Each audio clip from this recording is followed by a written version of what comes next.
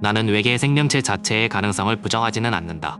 하지만 최소한 현재 대중적으로 퍼져 있는 미국 정부와 외계인의 접촉설, 로즈웰 사건, 외계 기술 역공학 같은 이야기들은 논리적으로 설득력이 부족하다고 생각한다. 하나, 왜 아직도 우주를 탐사하는가? 앞서 말했듯 나는 외계 생명체 자체의 가능성을 부정하지 않는다.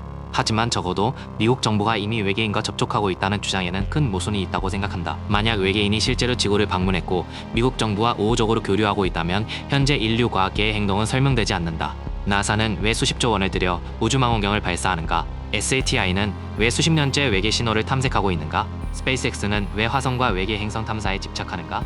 이 모든 프로젝트는 공통적으로 우리는 아직 외계 생명체를 발견하지 못했다는 전제를 기반으로 움직인다. 이미 접촉 중이라면 굳이 전파를 분석하고 생명체 존재 가능 행성을 계산할 필요가 없다. 그들에게 직접 물어보면 되는 문제이기 때문이다. 결국 현재의 우주 탐사 방식 자체가 인류가 아직 외계 문명에 대한 확실한 정보를 갖고 있지 않다는 가장 현실적인 증거라고 생각한다.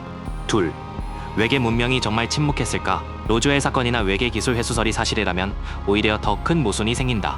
UFO 목격 사례가 실제라면 외계 문명은 단 한 번이 아니라 지속적으로 지구를 방문했다는 의미가 된다. 그리고 만약 인간이 외계인을 생포하고 기술까지 확보했다면 외계 문명 입장에서는 자국 탐사선과 개체가 공격당한 셈이다. 그런데 정말 고도로 발전한 문명이 수십 년 동안 아무 대응도 하지 않았을까? 인간, 국가조차 정찰기 하나가 격추되면 외교 문제와 군사 대응이 발생한다. 하지만 외계 문명은 동료가 붙잡히고 기술이 탈취됐는데도 침묵했다는 것이다. 회수 작전도 없고 경고도 없고 공개 접촉도 없다. 오히려 이런 설정은 현실이라기보다 영화나 음모론 서사 구조에 더 가깝게 느껴진다. 나는 그래서 외계 기술 확보설보다는 대부분의 UFO 현상이 군사기술, 오인, 정보전, 그리고 대중 상상력이 결합된 결과일 가능성이 더 높다고 생각한다. 셋. 외계인 서사는 현대의 프로파간다인가? 내가 가장 핵심이라고 생각하는 부분은 바로 이것이다. 외계인을 통해 얻은 기술, 이 문장은 이제 인터넷 밈처럼 사용되고 있다. 하지만 이 서사의 구조를 보면 단순한 음모론이 아니라 일종의 현대적 프로파간다에 가깝다고 느껴진다. 냉전 시대와 군사 경쟁 시기에는 자국의 기술력을 신비화하고 과장하기 위한 정보전이 많았다.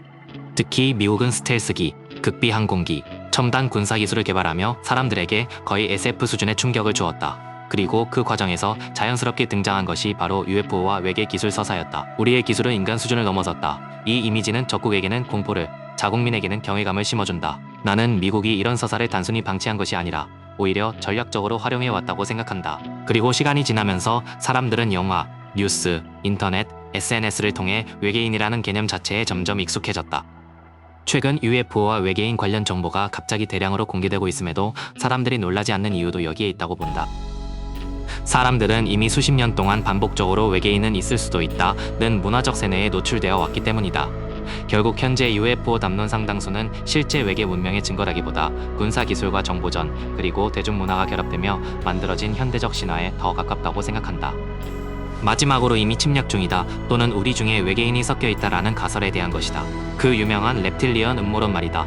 렙틸리언 음모론이란 렙틸리언이라는 외계인이 인류의 최고 지도자로 숨어들어 우리를 지배하고 있다라는 게 이 음모론의 핵심이다. 사실 우리가 렙틸리언 음모론에서 흥미롭게 봐야 하는 부분은 렙틸리언이라는 단어 자체가 아니다.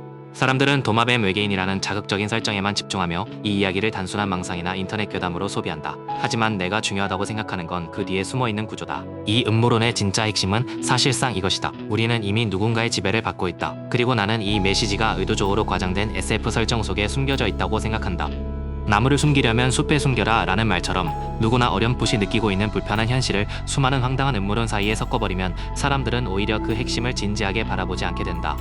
실제로 현대사회에는 정보 조작, 여론 통제, 알고리즘 추천, 정치 선전, 기업 권력, 감시 시스템 같은 형태의 영향력이 분명 존재한다.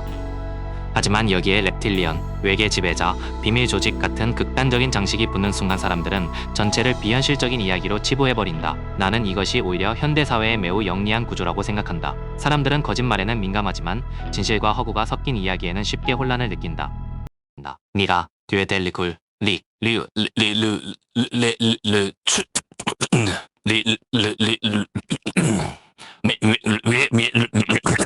그리고 그 결과 누군가 우리 사회를 통제하고 있을 수도 있다는 현실적인 의심조차 음모론자들의 망상이라는 프레임 속에 묻혀버린다. 결국 렙틸리언 음모론은 단순히 외계인 이야기라기보다 현대 권력 구조와 정보 통제에 대한 불안이 과장되고 왜곡된 형태로 표현된 상징에 더 가깝다고 생각한다.